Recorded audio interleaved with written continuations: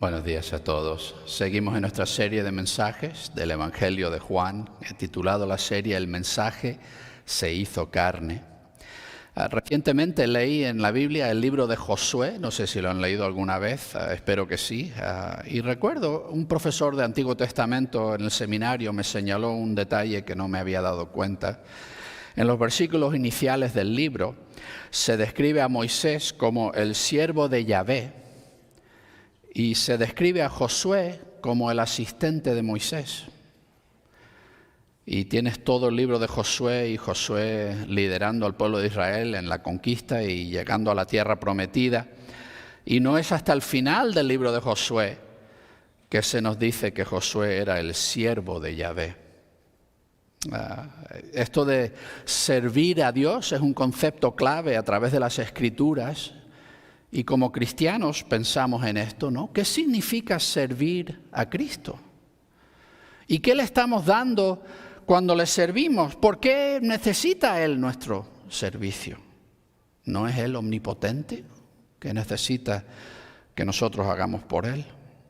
Creo que Jesús nos aclara algunos de estos temas en el pasaje que vamos a estar mirando hoy. Estamos en Juan capítulo 13, los versículos del 1 al 20. He titulado el mensaje Sirviendo en Cristo. Vamos a empezar. Versículo 1. Antes de la fiesta de la Pascua, habiendo conocido Jesús que había llegado su hora de partir de este mundo al Padre, habiendo amado a los suyos, los que estaban en el mundo, hasta el final los amó. Y durante la cena, habiendo ya puesto el diablo en el corazón de Judas, hijo de Simón Iscariote, que le entregara, conociendo que el Padre había puesto todas las cosas en sus manos y que de Dios había venido y a Dios regresa. Y ahí pausamos, aunque sé que estoy a mitad de frase, porque esta es la parte en que está más o menos Juan introduciendo esta sección y esta es un punto clave en el Evangelio de Juan. Los primeros 12 capítulos de Juan se ha dedicado a enseñarnos cómo Jesús daba testimonio y compartía su mensaje con el mundo. Y aunque habían enseñanzas y momentos de conversación, casi siempre en la primera mitad del Evangelio son entre Jesús y una persona que no conoce de Él o que no ha tenido fe en Él. Y a veces son discusiones entre Él y otros líderes religiosos. A veces es Jesús hablando con un individuo que necesita creer en Él, como la mujer samaritana al lado del pozo o como el hombre que había nacido ciego. Hay conversaciones de Jesús, pero Juan decidió escribir su evangelio de esta forma. La primera mitad, él iba a presentarnos cómo Jesús estaba presentando su mensaje al mundo, a pesar de que gran parte del mundo le rechazó. Y en la introducción al libro dice eso, ¿no? A los suyos vino y los suyos no le recibieron. En el capítulo 1, Juan nos advierte de eso. La primera mitad del Evangelio se centra en eso, ¿no? El testimonio de Jesús al mundo. Pero luego, cuando llegamos al capítulo 13, Juan se dedica a mirar lo que Jesús le está diciendo a los que ya han creído en Él. Jesús se enfoca en sus discípulos, comenzando aquí en el capítulo 13. Y hay largas secciones aquí. Se ve que en esa última semana de Jesús, Él tuvo momentos de enseñanza muy importantes para los discípulos, explicándoles cosas acerca de que iba a venir el Espíritu Santo, acerca de la vida que ellos iban a vivir juntos ahora, como lo que llegaría a ser la iglesia que hasta este punto no existía. Y Jesús en estos últimos días prepara a los discípulos para lo que queda por delante. Es curioso, en los otros 3 evangelios, las cosas de Jesús hablando con los discípulos y Jesús hablando con las personas que no han creído en Él están como mezcladas de principio a fin. Y toda esta sección de la última semana de enseñanza de Jesús no está incluida. Creo que por eso, en parte, Juan escribió su evangelio. Es probable que estas enseñanzas de Jesús en esta última semana no las había ido repitiendo y los discípulos no las habían ido memorizando como las parábolas y otros tipos de enseñanzas que Jesús había hecho a través de su ministerio. Así que los escritores de los otros evangelios escribieron las cosas que habían memorizado y habían puesto en su memoria y las cosas que Jesús les había más o menos instruido acerca del reino de Dios y no quisieron incluir estas enseñanzas de último minuto que hizo Jesús esa última semana. Así que Juan dijo, ¿sabes qué? voy a escribir un evangelio que supla esta parte que no está en los otros evangelios. Así que yo estoy convencido que Juan, cuando escribió su evangelio, seguramente ya los otros 3 evangelios llevaban bastante tiempo circulando y Juan sabía que la gente conocía las demás cosas y él quería en su evangelio complementar y suplementar el testimonio de los otros 3 evangelios. Y es por eso que el evangelio de Juan se lee muy diferente que los otros 3 evangelios. Pero es un complemento, ¿no? Juan, entonces vamos a entrar en esta segunda mitad del Evangelio de Juan, en la que Jesús se enfoca en los que son sus discípulos y tiene enseñanza para los que han creído en Él. Si hemos oído el mensaje de los primeros 12 capítulos y hemos dicho, ¿sabes qué? Yo quiero creer en este Jesús. Entonces entramos en la parte en la que Jesús dice, bueno, si crees en mí, esto es a lo que te estoy invitando y de eso vamos a entrar. Y inicia esta segunda sección del Evangelio de Juan con un acto tremendo que pone el tono ya para el resto del Evangelio y cómo es que funciona esta vida en Cristo, ¿no? Pero así es como Juan hace la transición, ¿no? Dice que están antes de la fiesta de la Pascua. Ahora, leyendo los otros evangelios y comparando, es probable que esto sea en la noche del jueves, la noche en la que están celebrando la Pascua. Y lo que Juan nos está indicando es que lo que está a punto de contarnos sucedió antes de que llegasen a la cena. Antes de que llegasen a celebrar esa cena, pero en esa misma noche.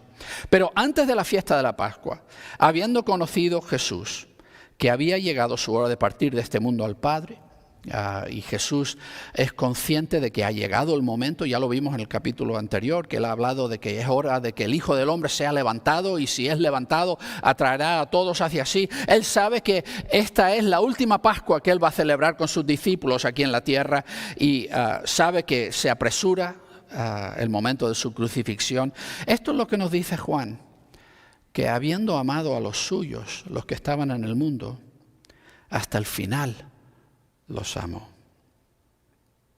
Es muy curioso, ¿no? Jesús se está preparando para el momento más difícil de su tiempo aquí en la tierra. No tenemos ni idea de lo que él enfrentó en la cruz. Cargar con el castigo justo de los pecados del mundo. En su espíritu, en su alma, cargar con ese peso. No tenemos ni idea de lo que él padeció en la cruz, pero Jesús, siendo Dios, sabía exactamente qué es lo que iba a suponer eso. Y vemos en los evangelios que Jesús se enfrenta a la cruz con gran temor y con una fuerte lucha por mantenerse firme en obedecer la voluntad del Padre, en ir a la cruz.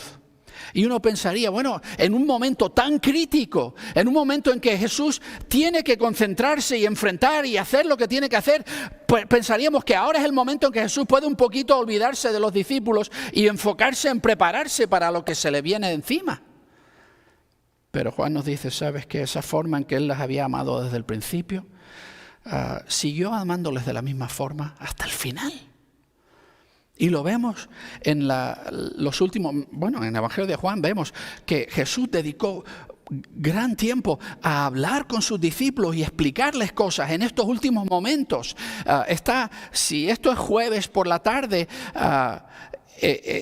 para la mañana siguiente va a estar ya Jesús rumbo a la cruz. Y Él dedica todo este tiempo a enseñar todas estas cosas a sus discípulos, a invertir en ellos. Y no simplemente se concentra en sí mismo, sino se enfoca hacia ellos. Y Juan nos deja saber que Judas ya ha determinado que va a entregarle. Ya nos ha dicho Juan que los líderes religiosos han hecho una decisión de que van a matar a Jesús y están buscando a alguien que les ayude a arrestarlo de una forma discreta para que no haya un tumulto, y Judas es el que ha decidido ayudarles con eso. Él ya ha tomado esa decisión. Y una cosa más que dice Juan para preparar la escena.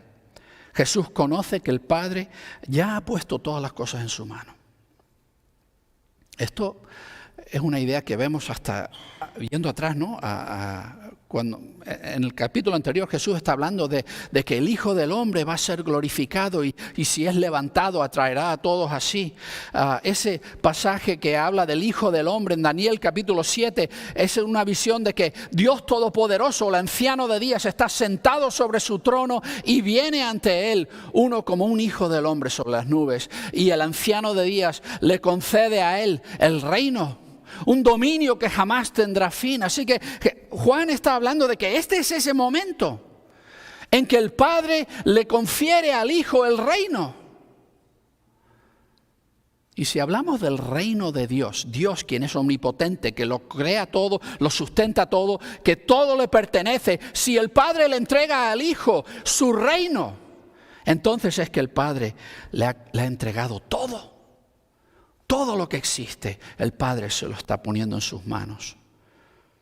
Y es el momento de la cruz, es el momento en que Jesús se establece como Rey del cosmos. Ha venido de Dios y a Dios regresa.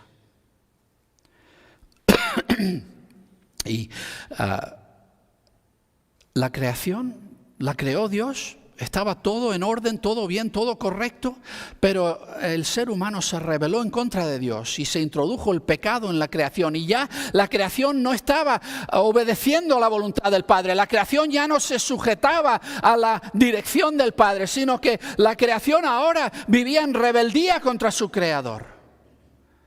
¿Cómo podía Dios establecerse de nuevo como Rey sobre su creación? Bueno, pudiera simplemente haber matado a todos los seres humanos, que somos los que nos hemos rebelado en contra de Él, y se acabó la rebelión. Pero Dios no quiso hacer eso porque nos amaba. Entonces la otra opción es lo que está haciendo.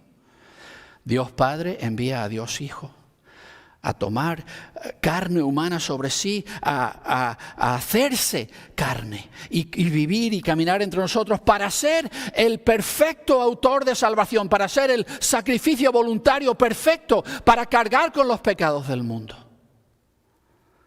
Y en ese acto que Jesús sabe se avecina, Jesús recupera el dominio sobre toda la creación. Al redimir la creación, se establece como el Rey justo de todo lo que existe. Y el Padre le entrega a Él todo. Y así es como el Nuevo Testamento describe el reinado de Cristo. Él ya reina y Él va a seguir reinando hasta que todos los enemigos hayan sido eliminados. Y en ese momento nos dice el apóstol Pablo, el Hijo le devolverá al Padre lo que el Padre le encomendó, para que Dios sea todo en todo. Jesús sabe que este es el momento en que Él se va a establecer como Redentor y Rey sobre toda la creación. ¿Y qué va a hacer? El Rey de toda la creación, en este momento el que Él reconoce que está a punto de recibir el reino. Sigamos leyendo, versículo 4. Se levanta de la cena, pone de lado sus prendas, y tomando una toalla se la ciñó. Entonces echa agua en la palangana y comenzó a lavar los pies de los discípulos y a secarlos con la toalla con la que estaba ceñido. Cosa más extraña, que cuando Jesús entiende que está a punto de recibir el reino, se va a establecer como Rey y Salvador de toda la creación. En ese momento, ¿qué es lo que Él hace? Se levanta, se quita las prendas, y es curioso que la palabra aquí está en plural. O sea que no es simplemente que se quitó el manto.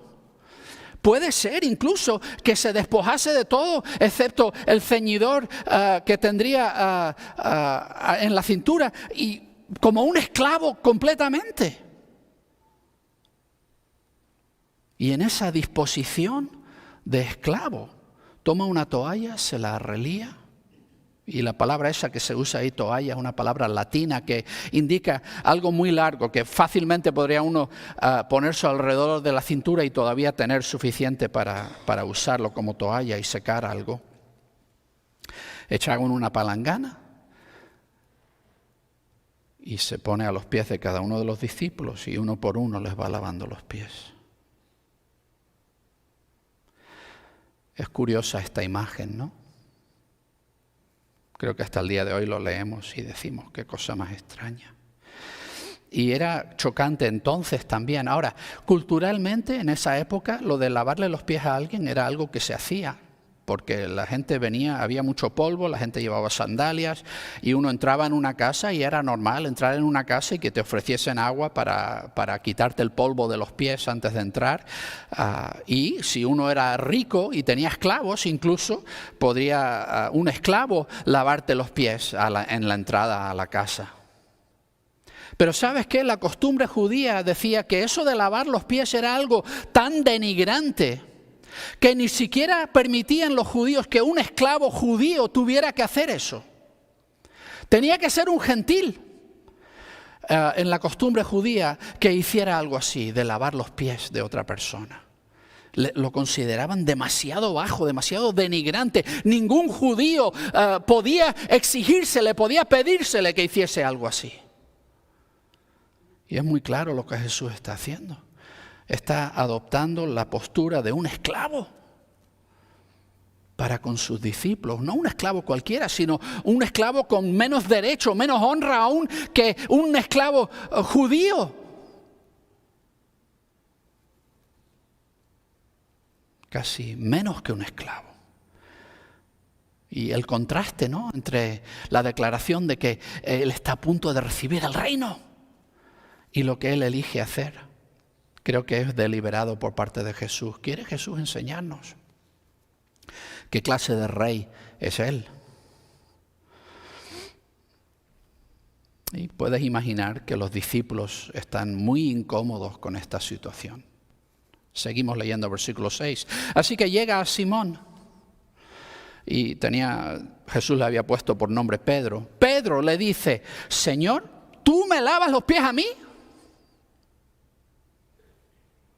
Jesús le respondió y le dijo: lo que yo hago, tú no lo entiendes ahora, pero lo entenderás después de estas cosas. Cuando llega a Pedro, y creo que lo que Pedro está diciendo aquí no es simplemente una cosa rara que él pensó. Creo que todos los discípulos lo estaban pensando, pero como siempre, Pedro es el bocazas, el que tiene que decir lo que está pensando, y él salta. Señor, ¿qué pretendes? ¿Lavarme los pies a mí? ¿Qué estás pensando? ¿Cómo se te ocurre? Y es curioso que Jesús, como tantas veces hace, no responde a la pregunta que Pedro le hace, responde a lo que él necesita oír. Le dice: lo que estoy haciendo ahora tú no lo entiendes, pero lo vas a entender luego. Después de que sucedan todas estas cosas de las que estoy hablando, después de eso lo vas a entender.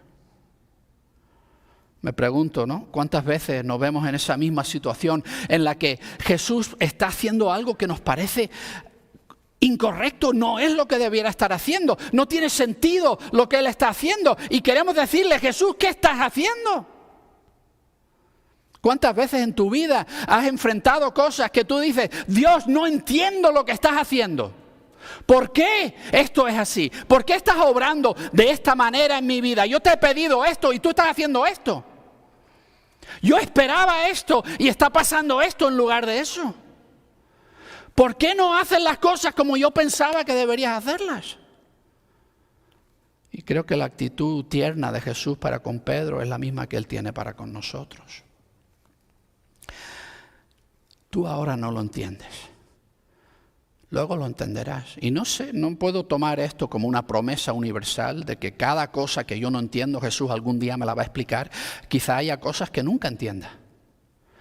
Pero creo que el patrón sí es válido. Que muchas veces lo que Dios está haciendo en mi vida ahora mismo, yo no lo entiendo. Y tengo que confiar. Cuando Jesús me dice: sabes que ahora mismo no lo entiendes, pero el entendimiento que necesitas te va a llegar cuando sea el momento. Eso es la fe, ¿no? Es confiar en que lo que Jesús está haciendo es lo correcto, aunque no nos lo haya explicado, aunque no nos haya dicho los motivos. Y sabes que muchas veces no podemos entender lo que necesitamos entender. Lo que Jesús está tratando de enseñarle a Pedro, él todavía no lo ha aprendido. Y en este momento Él le está obligando a enfrentar algo que Él va a tardar tiempo en llegar a entender. Y a veces Dios obra así en mi vida. Hay cosas que yo tengo que pasar porque hay cosas que para aprenderlas, para entenderlas, tengo que pasar por dificultades, tengo que pasar por quebrantamiento de corazón, tengo que pasar por cosas que yo no quería pasar. Y es la única forma de llegar a ese entendimiento. Y a veces en medio de eso no entiendo. Pensamos que lo que a Jesús le corresponde es explicármelo todo cuando yo quiero explicaciones. Dímelo ahora. Y te darás cuenta rápido en la vida cristiana que Dios no obra así. Que cuando tú exiges, Dios a menudo responde con silencio. Pero sí nos dice, ahora no lo entiendes. Cuando tengas que entenderlo, lo entenderás. Hay veces que solamente hay que pasar lo que estamos pasando y llegar a donde Jesús nos está llevando.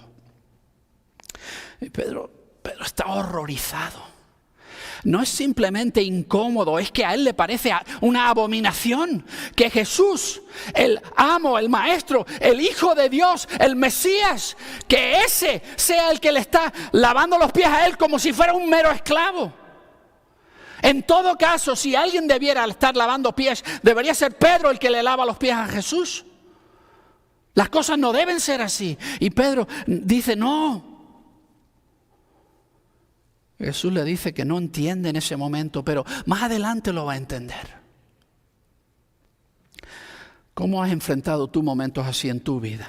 Cuando no entendías lo que Dios estaba haciendo, cuando no entendías lo que Jesús estaba haciendo. Vamos a seguir, versículo 8. Pedro le dice, nunca jamás me lavarás los pies hasta la eternidad.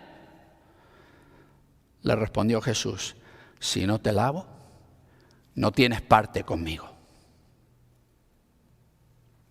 Pedro responde sin titubeos, ¿no?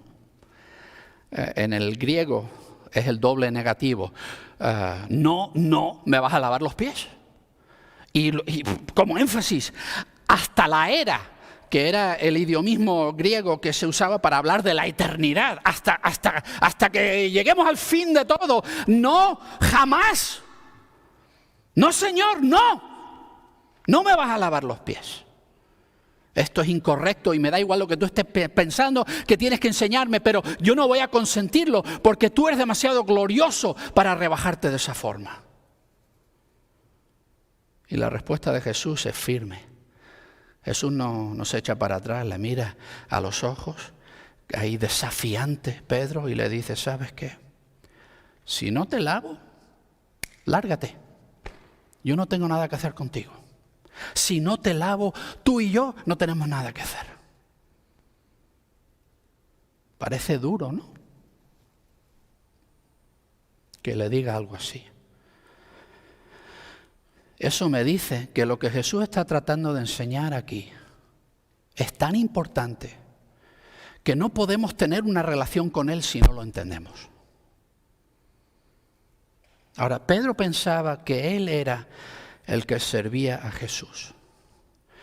Él pensaba, yo lo he dejado todo, he dejado mi trabajo, he dejado mi hogar, me he puesto a seguir detrás de Él, estoy aprendiendo, Él me está enseñando, lo que Él me diga yo hago y estoy obedeciéndole y haciendo lo que Él dice. Yo soy el siervo, Él es el amo. Yo estoy sirviendo a Jesús. Y ahora encuentra que Jesús ha invertido completamente los papeles. Y Jesús es el que está adoptando la posición de esclavo y ha puesto a Pedro en posición de realeza. Y creo que Jesús quiere que Pedro entienda. Y obviamente cuando hablamos de lavar pies, cuando hablamos de lavar, estamos hablando de mucho más que simplemente polvo en los pies, ¿no? Creo que todos entendemos que aquí la conversación va mucho más profundo, ¿no? Jesús quiere limpiarnos de pecado. Quiere limpiarnos de todas las cosas vergonzosas que hay en nosotros. Esas cosas crueles y mezquinas y tontas que hacemos, de las que nos avergonzamos. Jesús viene a limpiarnos de todo eso. Pero a veces queremos pensar que lo que tenemos con Jesús es una relación de mutuo beneficio. Tú me limpias de pecado y yo hago esto y esto y esto por ti.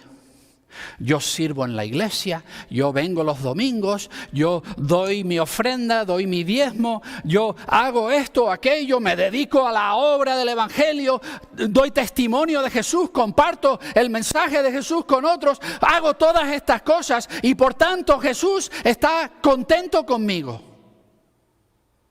y me recompensa con salvación. Creo que todas las religiones del mundo funcionan así. Hemos decidido qué es lo que tenemos que hacer para ganarnos de Dios o de los dioses, o como quieras pintarlo, para ganarnos lo que queremos. Y en realidad, en la religión, el que está en la posición de poder soy yo. Soy yo quien está ganándome lo que Dios tiene que darme. Y Dios está obligado a devolverme en agradecimiento el pago de mis labores. Creo que Pedro pensaba que así funcionaba. Y la verdad, en el primer siglo todos los judíos pensaban de esta forma. Y había gran diversidad, o sea, había grupos muy diferentes en el pensamiento judío en el primer siglo. Pero había una cosa en la que todos estaban de acuerdo. El motivo por el cual Dios no había enviado el Mesías es que Dios no estaba contento con el pueblo judío. Y cada grupo decía, lo que tenemos que hacer para que Dios esté contento es esto. Y los fariseos tenían su versión, los saduceos tenían su versión, los esenos tenían su versión, los herodianos tenían su versión. Cada uno tenía su versión de lo que había que hacer para que Dios estuviera contento con los judíos. Y cuando llegase ese día fabuloso en que todos los judíos por fin se pusieran de acuerdo e hicieran lo que Dios quería, entonces Dios enviaría al Mesías. Se lo habrían ganado. Ahora hemos leído los primeros 12 capítulos, la llegada del Mesías, y está claro que el Mesías no vino a los judíos porque estaban haciendo lo correcto. Estaban completamente resistiéndose al Mesías cada paso. O sea que Dios le envió al Mesías a pesar de que el pueblo judío no había hecho nada para ganárselo. Y Pedro tenía que aprender que lo que Jesús le está ofreciendo no es algo que él se va a ganar. ¿Sabes qué? Pedro no tiene nada que Jesús necesite. Nada. Pedro no tiene nada que poner delante de Jesús y decirle, mira Jesús, te traigo esto que es digno, tómalo. Ya me darás las gracias luego. No. Y de hecho lo que pasa con Pedro pasa con todos nosotros. No tenemos nada que Jesús necesite de nosotros. Cuando hacemos las cosas que Él nos ha llamado a hacer, no le estamos haciendo favores. No nos estamos ganando créditos con Él. No, Jesús dice, ¿sabe dónde empieza nuestra relación? Empieza cuando yo me arrodillo a tus pies y te lavo los pies. Empieza cuando yo vengo a ti en tu suciedad, en tu ignorancia, en tu pecado y te limpio. Ahí empieza la relación y nunca se separa de esa dinámica. Siempre voy a ser yo el que te sirve a ti, no tú a mí. Y por eso Jesús le dice, o funciona así o no funciona. Tú nunca, Pedro, me vas a dar algo a mí que me ponga a mí en deuda contigo. Tú no me sirves a mí, yo te sirvo a ti. No tenemos nada que ofrecerle a Dios más que nuestra necesidad.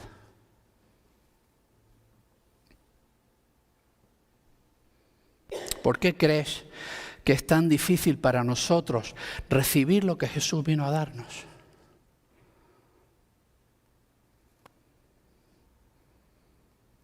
Vamos a seguir, versículo 9. Le dice Simón Pedro, Señor, no solo mis pies, sino también las manos y la cabeza. Le dice Jesús, el que se ha bañado no tiene necesidad sino de lavarse los pies, pues está todo limpio. Y vosotros estáis limpios, pero no todos. Pues sabía quién le entregaba, por eso dijo que no todos estáis limpios. Pedro dice, bueno, ok, No estoy dispuesto a apartarme de ti, Jesús. Pero no me limpies solo los pies, lávame las manos y la cabeza. No me trates como un esclavo, trátame como un amigo. Como un igual, como un compañero. No me trates como que tú eres mi esclavo. Quiere suavizar esa imagen, quiere pensar, quiere aferrarse a la fantasía de que su relación con Jesús es recíproca. Que su relación con Jesús es de servicio, en todo caso, mutuo. No que Él es el único que se beneficia. Y Jesús dice, bueno, usa la ilustración de la higiene. El que se ha bañado, y es muy probable que todos los judíos, estos judíos en preparación para Pascua se hubieran bañado ritualmente, están ya limpios. No tiene necesidad sino de lavarse los pies. Lo demás ya está limpio. Y Jesús le dice a Pedro, no, voy a hacer lo que hace falta hacer. Y lo que estoy tratando de hacer aquí no es apaciguar tu ego, convencerte de que sí, la forma en que tú piensas las cosas es cómo funciona nuestra relación. No, tengo que hacer lo que tú necesitas ahora mismo. Y lo que necesitas ahora mismo es que te laves los pies. Nada más. Hay otros momentos en que Jesús habla de que es nuestro amigo, nuestro hermano mayor. Habla del amor que tiene para con nosotros. Sí, todo eso es cierto, pero tenemos que entender, antes de entender nada de nuestra relación con Él, que el único que nos da algo a nosotros es Él, no nosotros a Él. Incluso menciona, mira a los demás discípulos que están aprendiendo la misma lección. Todos vosotros estáis limpios, yo me he ocupado de vosotros. Dice, bueno, no todos. Y eso lo dice por Judas. Él sabe que aunque le está lavando los pies a Judas, que él ya ha determinado entregarlo, que él no tiene fe. Pedro quería aferrarse a esta idea de que él tenía algo que ofrecerle a Jesús, que había una reciprocidad en su relación, pero lo único que tenía para ofrecer era su necesidad de ser hecho limpio. ¿De qué maneras crees que tú también has tratado de establecer tu relación de Jesús como una de trueque, de beneficio mutuo, de yo hago esto por ti y tú haces esto por mí? Seguimos versículo 12. Así que habiendo lavado sus pies y tomado sus prendas y habiéndose reclinado de nuevo, les dijo, ¿entendéis lo que os he hecho? Vosotros me llamáis maestro y señor, y bien habláis porque lo soy. Pues bien, si yo, el Señor y maestro, he lavado vuestros pies, también vosotros debéis lavaros los pies los unos a los otros. Porque ejemplo os he dado, para que tal como yo os he hecho a vosotros, vosotros también hagáis. De cierto os digo, un esclavo no es mayor que su señor, ni es un delegado mayor que el que lo envió. Si entendéis estas cosas, benditos sois si las hacéis. Quizá Pedro está empezando a entender algo de lo que Jesús le está diciendo. Pero entonces, ¿qué quiere decir eso? Si yo no tengo nada que darle a Jesús que Él necesite y Él es el que me está sirviendo a mí, entonces, ¿de qué estamos hablando cuando hablamos de servir a Cristo? ¿Es una imposibilidad? No, Jesús ahora explica cómo funciona el servicio. Primero, Él me lava los pies a mí. Primero Él me sirve a mí. Primero Él me ama a mí y perdona mis pecados y hace la obra gloriosa que Él hace en mí. Primero empieza por ahí. Cuando Él ha hecho eso, entonces hay una posibilidad de servicio cristiano. Jesús dice, vosotros me identificáis como maestro, ese es un título que usáis, me llamáis Señor, ¿hacéis bien? Eso es exactamente lo que soy. Yo soy Señor, yo soy Maestro. Y bien, quiero que entendáis, si yo, el Señor y el Maestro, si yo, Dios Todopoderoso, he lavado vuestros pies, ¿quién de vosotros piensa que es demasiado honroso o digno para hacer algo así? ¿Te crees que eres mejor que yo? ¿Sabes qué? El esclavo no es más importante que su amo. ¿Sabes qué? El enviado, el delegado, la palabra que él usa ahí es apóstol. El que uno envía en representación de sí no es mayor que el que lo envió. Un embajador no es mayor que el rey que lo envió. Así que Jesús no está diciendo al servir nuestras necesidades como un esclavo, que Él es menos que nosotros, que Él es menor que nosotros. Él sigue siendo Dios. Él sigue siendo Señor y Rey y Maestro y Amo. Nos va a instruir y dirigir y guiar en la vida. Todo eso Él es. Pero Él tenía que servir mi necesidad, no yo servir la suya. Así que si Él se rebajó a servir lo más vergonzoso en mí, y eso es lo que es el pecado.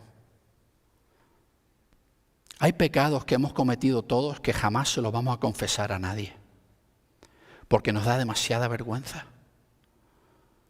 Lo sabemos. Jesús sabe cada una de esas cosas y está dispuesto a limpiarnos. Está dispuesto a rebajarse a lo más humillante y tomar sobre sí lo peor de lo peor. Las cosas que nada más pensarlas nos da vergüenza.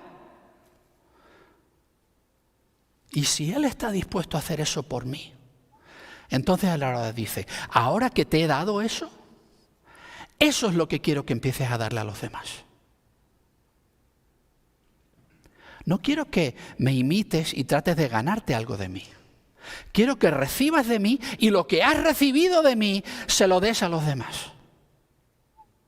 No tenemos que fabricar la humildad de Cristo. No tenemos que sacar de dentro nuestra el amor servicial y sacrificial de Cristo. No podemos. Pero sí que podemos recibirlo. Y una vez recibido, tenemos ahora algo que podemos dar que antes no teníamos. No teníamos ese perdón, no teníamos ese amor sacrificial e incondicional. Pero ahora lo tenemos y ahora yo puedo entregarle eso a otra persona. Eso es el servicio en Cristo. Dar lo que has recibido. Y nota cómo concluye su enseñanza aquí. Si entendéis estas cosas, benditos sois si las hacéis. En el mundo cristiano se habla mucho de la bendición. Dios, y la gente le pide a Dios todo tipo de cosas. Yo quiero un carro nuevo, quiero un trabajo mejor, quiero una casa grande, quiero una esposa, quiero un montón de hijos, quiero 1000 cosas. Dios, dame las bendiciones. ¿Sabes cómo define Jesús el que hayamos recibido la bendición? No cuando Dios nos la da, sino cuando lo que Dios nos ha dado se lo damos a otro. Ahí está la bendición.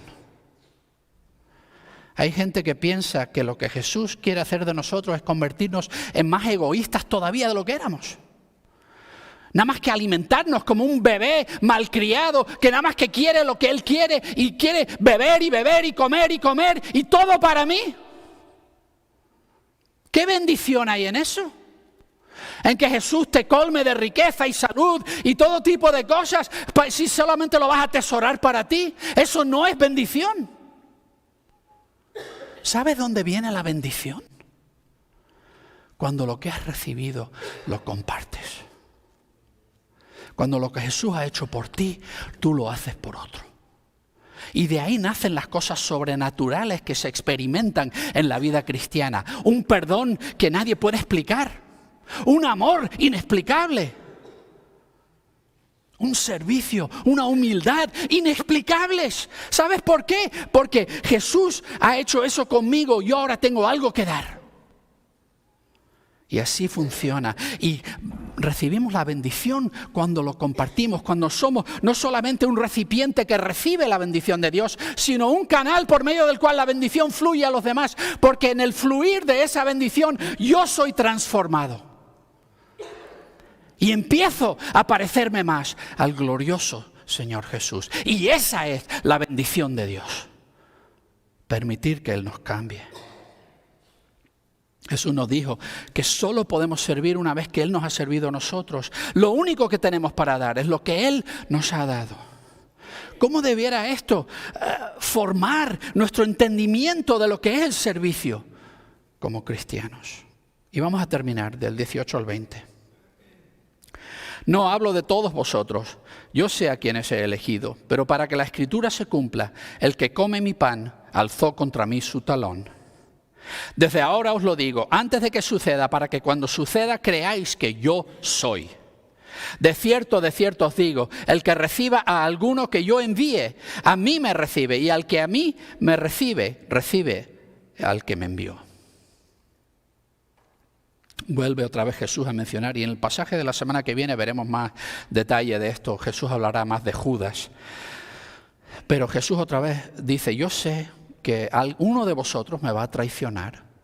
Y esto cumple la Escritura. Cita aquí de uno de los salmos de David, el Salmo 41, en el que David reconoce que él ha pecado y él sabe cuando él pecó que sus amigos más íntimos que han comido en su propia mesa, han partido el pan con él, le han traicionado.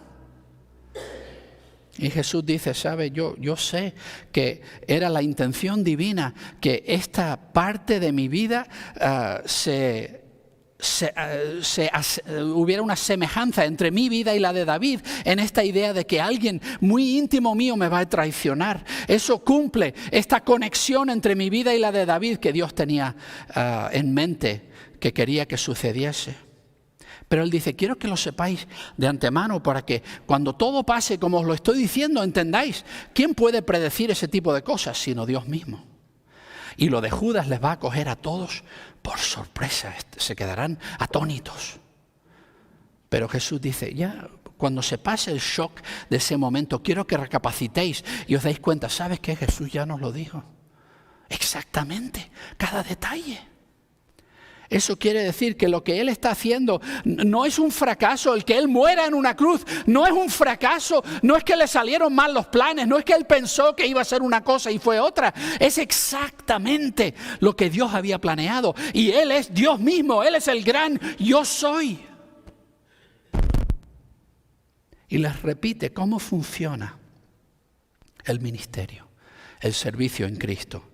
El que recibe al que yo envío, me recibe a mí. ¿Sabes lo que la gente debe recibir de tu servicio cristiano? Deben recibir a Cristo. No le des lo que tú tienes, porque eso no vale nada. ¿Quieres darle algo de valor a los demás? Dale lo que Cristo te ha dado a ti. Cuando te reciben, reciben a Cristo. Y sabes que al recibir a Cristo, recibimos al Padre que lo envió. Y así es como llegamos a ser partícipes en la obra de Cristo. Nota que esto invierte el orden. Yo no sirvo a Cristo para ganarme su favor. Él ya me amó. Él ya me sirvió a mí. Y la obligación que tengo ahora es simplemente algo nacido de gratitud a Él por lo que Él ha hecho por mí. Y doy, no de mí mismo, doy de lo que Él me ha dado a mí. ¿Qué mérito hay en eso? Si no estás dando nada tuyo, estás dando algo que recibiste. No hay orgullo, no hay mérito, pero hay gozo.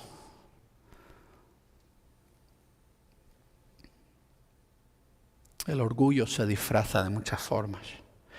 A menudo perseguimos las cosas de Dios o algún gran acto filantrópico porque pensamos que si trabajamos duro, nos esforzamos, vamos a contribuir algo valioso al mundo o a Dios. Así es como lo entendía Pedro. A lo mejor no era el mejor de todos, pero él se iba a esforzar más que nadie por servir a Cristo.